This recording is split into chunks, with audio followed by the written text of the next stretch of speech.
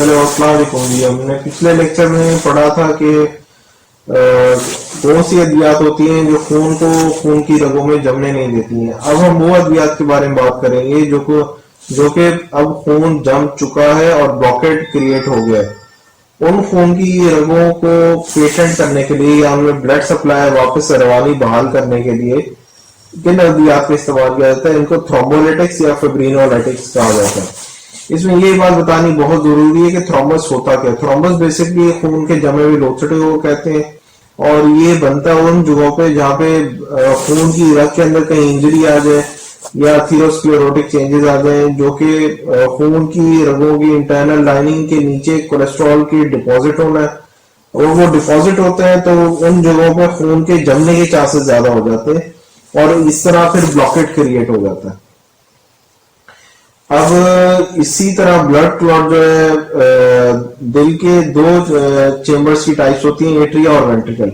Atria में अगर गड़बड़ आ जाए और उनमें अरिथमियाज आ जाए, उनकी सीक्वेंस जो उनके बीट करने की सीक्वेंस है उसके अंदर गड़बड़ी आ जाए तो उसे एट्रियल अरिथमिया कहते हैं। और ये होता ही है कि नॉर्मल रिदम ऑफ एट्रिया की जो बीटिंग है वो खराब हो जाती है, खून का बहाव जो होता है उधर ठहरा रहता है और वहां पे ब्लड जमने का चांस होता है। अब खून वहां जम गया है तो वहां से थ्रोम्बस डिसलॉज होके किसी और आर्टरी या वेन के अंदर जाके ब्लॉक हो सकता है और ब्लॉकेट क्रिएट कर सकता है और इस जगह पे फिर थ्रोम्बोलिटिक्स लाजमी दी जाती है। अच्छा, इसमें तो आमतौर पे अगर ब्लॉकेड ब्रेन दिमाग की तरफ खून की रगों में हुआ हो या करोनरी आर्टरीज में ब्लॉकेड हुआ हो जो कि दिल को सप्लाई करती हैं खून, या फिर फेफड़ों की तरफ कोई खून की आर्टरीज जो है उनमें ब्लॉकेड हो गया हो या डीप वेन थ्रोम्बोसिस हो गया हो। ये होता ही है कि जब आप बैठे रहते हैं तो खून आपके पैरों की तरफ साकेत रहता है, मूवमेंट में नहीं होता है, तो जमने के चांसेस खून के ज्यादा होते हैं। वहां पे खून जम गया, फिर खून के बाद जब आप चलने लगते हैं तो खून के बहाव के साथ वो किसी और छोटी खून की रग में जाके ब्लॉकेट क्रिएट कर सकता है। ये इन चीजों का ध्यान रखा जाता है। फिब्रिनोलाइटिक्स की दो तीन टाइप्स हैं जिनका जानना बहुत अहम है। एक टिश्यू प्लाज्मिनोजन एक्टिवेटर है, स्ट्रेप्टोकाइनेज है और यूरोकाइनेज है। ये दवाइयां तकरीबन प्लाज्मिनोजन और प्लाज्मिन पे ही इफेक्ट करती हैं, मगर इनका तरीकेकार काम करने का फर्क है। इनका बताने से पहले ये लाजमी बताना होगा कि आपके खून के अंदर पहले से एक निजाम मौजूद है जो कि खून को जमने में भी मदद देता है और जमे हुए खून को ब्रेक डाउन होने में भी मदद देता है। जो अद्वियात है ये उस ब्रेक डाउन के अमल को तेज कर देती है, यानी कि आपके जिस्म के अंदर अगर कहीं वेस्कुलर इंजरी हुई है, थ्रोम्बस बना है और हीलिंग होनी शुरू हुई, जब हीलिंग हो गई है उस थ्रोम्बस को प्लाज्मिनोजन एक केमिकल है वो प्लाज्मिन में कन्वर्ट होता है और प्लाज्मिन जो होता है वो एक एंजाइम है, वो फाइब्रिन के ऊपर जाके अटैच करता है और फाइब्रिन चूंकि उस क्लॉटेड ब्लड का या थ्रोम्बस का मेन इंटेग्रल स्ट्रक्चरल हिस्सा होता है, वो जो प्लाज्मिन है वो उस फाइब्रिन को ब्रेक डाउन करना शुरू करता है और लिटरली जो थ्रोम्बस होता है वो ब्रेक डाउन हो जाता है। अब ये दवाइयां जो होती है ये सारा इसी अमल के साथ खेलती है, इसको या तेज कर देती है या इसको एक्टिवेट कर देती है। इन दवाइयों के नाम है अनिस्ट्रिप्लेज है, रेटाप्लेज है, टेनेक्प्लेज है, रोकाइनेज है, एबोकाइनेज है, यूरोकाइनेज है, स्ट्रेप्टेज है, कबीकाइनेज है, स्ट्रेप्टोकाइनेज है। अब वही बात आ जाती है कि अद्वियात अब अमल कैसे करती हैं। जो थ्रोम्बोलिटिक्स है इनका बता दिए, प्लाज्मिनोजन प्लाज्मिन सिस्टम के ऊपर इफेक्ट करेंगी। तो आमतौर पे जो मैकेनिज्म देखा गया है वो ये कि जो डिजॉल्व ब्लड क्लॉट्स हैं उनकी प्लाज्मिनोजन को एक्टिव कर देती है ये दवाई, थ्रोम्बोलिटिक ड्रग जो है, और प्लाज्मिन आगे जाके जो बनता है वो आगे जाके फाइब्रिन को ब्रेक डाउन कर देता है और इस तरह जो क्लॉट है डिसइंटीग्रेट हो जाता है। मगर जो derivative of tissue plasminogen activator है वो दूसरे तरीके से काम करते हैं, उनका सीक्वेंस काम करने का जरा फर्क है। वो क्या करते हैं, वो सीधा पहले जाते हैं और जहां पे खून जमा हुआ है उधर जाकर अटैच करते हैं और वहां पे प्लाज्मिनोजन को एक्टिवेट करते हैं, यानी कि खून के बहाव के अंदर जो प्लाज्मिनोजन चल रहा है उसको जाके हिट नहीं करेंगे, मगर जहां पे खून जमा हुआ है उधर जाके प्लाज्मिनोजन को एक्टिवेट करेंगे और सीधा वहां पे थ्रोम्बोलिसिस कॉज कर देंगे या जमे हुए खून को ब्रेक डाउन कर देंगे। इसका फायदा ये होता है कि आप हर जगह पे प्लाज्मिनोजन को एक्टिवेट नहीं कर रहे ताकि हर जगह पे फाइब्रिन का ब्रेक डाउन ना हो, सिर्फ उस जगह पे फाइब्रिन का ब्रेक डाउन हो रहा है जहां पे खून जमा हुआ। फाइब्रिन प्लाज्मिन जो है ये भी एक सिंपल प्रोटीएज एंजाइम है और ये काफी एनहांस थ्रोम्बोलिटिक्स कॉज करता है और साइड इफेक्ट वही है कि ब्लीडिंग इसकी काफी ज्यादा हो जाती है अगर इसको हद से ज्यादा दिया जाए। स्ट्रेप्टोकाइनेज ये इसकी कोई एंजाइमेटिक एक्टिविटी नहीं है, मगर ये प्लाज्मिनोजन के साथ एक कॉम्प्लेक्स फॉर्म करता है जो कि बाद में प्लाज्मिन रिलीज करता है और टिश्यू प्लाज्मिनोजन एक्टिवेटर की तरह इसमें ये काबिलियत नहीं है कि डायरेक्टली पहले क्लॉट पे जाके अटैच करे और फिर जाके वहां फाइब्रिन को ब्रेक डाउन करना शुरू करे। ये क्या करता है, ये ओवरऑल जो खून के बहाव में प्लाज्मिनोजन मौजूद है और जो क्लॉट वाले खून में भी मौजूद, दोनों पे इफेक्ट कर डालता है। इससे मसला ये पड़ता है कि ब्लीडिंग की चांसेस फिर ज्यादा बढ़ जाते हैं।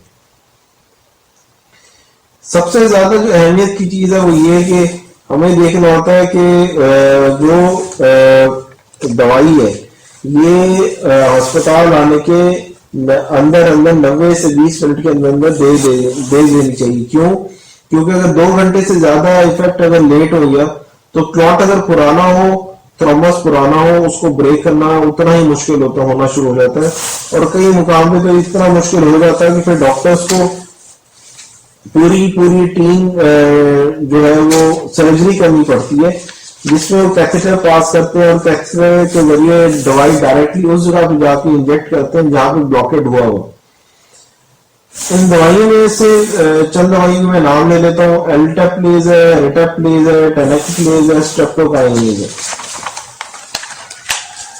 और नेचुरल स्ट्रेप्टोकाइनेज भी है, अनिस्ट्रेप्लेज भी है जिसको अनिसोलाइटेड स्ट्रेप्टोकाइनेज प्लाज्मिनोजन एक्टिवेटर कॉम्प्लेक्स भी कहा जाता है और यूरोकाइनेज है। यूरोकाइनेज जो है ये आपकी किडनीज प्रोड्यूस करती हैं और इनसे भी काफी ज्यादा फिब्रिनोलाइसिस होता है और ये पल्मोनरी एम्बोलिज्म के ऊपर काफी ज्यादा इस्तेमाल की जाती है। अच्छा, आप जो उस मौके पे जहां पे आपको नजर आ रहा है कि अद्वियात जो है डायरेक्टली ब्लॉकेट को नहीं, खून जमे हुए खून को नहीं ब्रेक डाउन कर सक रही, वहां पे क्या करते हैं, वहां पे डायरेक्ट फिजिकल इंटरवेंशन करते हैं और उसमें कैथेटर पास करने के साथ साथ गाइड वायर भी पास की जाती है और ब्लड क्लॉट को अल्ट्रासोनोग्राफी साथ साथ की जा रही होती है और उसके साथ साथ ये दवाई भी दी जा रही होती है। और आपने गौर किया होगा स्टंट प्लेसमेंट सुना होगा अक्सर जगह के नाम। वो क्या करता है, वो डायरेक्टली जाके उस जगह ब्लॉकेट के अंदर पहले भेजा जाता है, फिर उसको फुलाया जाता है, वो ब्लॉकेट को ओपन करता है और फिजिकली स्टंट को वहां छोड़ के आ जाते हैं ताकि ब्लॉकेट दोबारा ना हो। अच्छा, इन अद्वियात की डोजेज भी जरा अजीब गरीब सी है हालात के सिचुएशन के हिसाब से। मसलन कोरोनरी आर्टरी अगर ब्लॉक हो गई है तो उसमें स्ट्रेप्टोकाइनेज जो है वो 20,000 यूनिट दिया जाता है वेन के अंदर।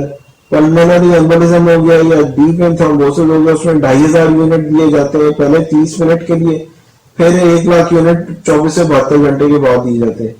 यूरोकाइनेज भी इंट्रावेनस दिया जाता है मगर बहुत जल्दी ये जिगर से क्लियर हो गया, वजह से क्लियर हो जाता है। इसकी हाफ लाइफ 12 से 20 मिनट है खून के अंदर। हाफ लाइफ वही उस चीज को कहते हैं कि खून के अंदर ये कितनी देर एक्टिव फॉर्म में रहता है, वो जो पैमाना लिया जाता है उसे हाफ लाइफ कहते हैं।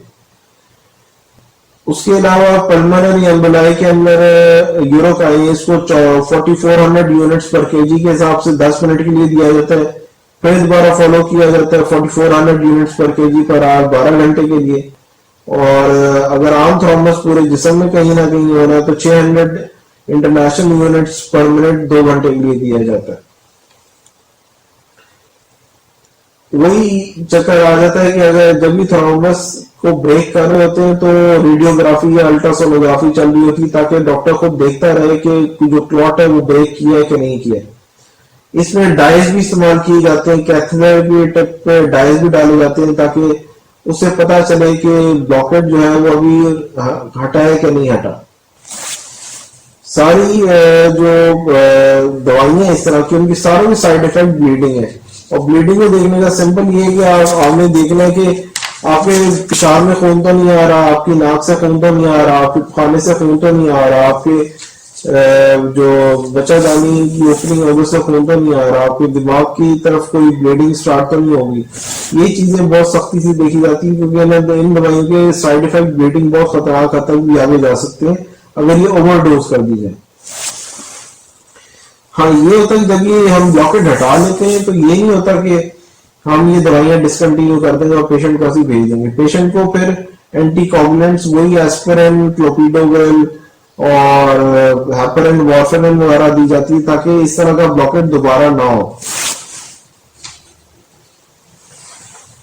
इसके अलावा अगर ये दवाइयां ओवरडोज कर दी गई हैं तो उस वक्त फिर केमिकल है अमाइनो कैप्रोइक एसिड और ट्राइमेक्सामिक एसिड वो दिया जाता है। प्रोटीन भी दिया जा सकता है, ये प्रोटीएस इनहिबिटर है।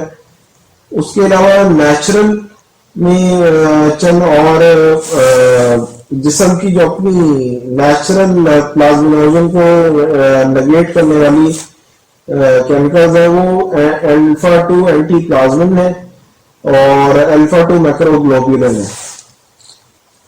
इसमें थोड़ा सा अल्फा-2 मैक्रोग्लोबुलिन के बारे में बता सकते हैं, क्योंकि ये नेफ्रोटिक सिंड्रोम में इसका लेवल बहुत हाई होता है।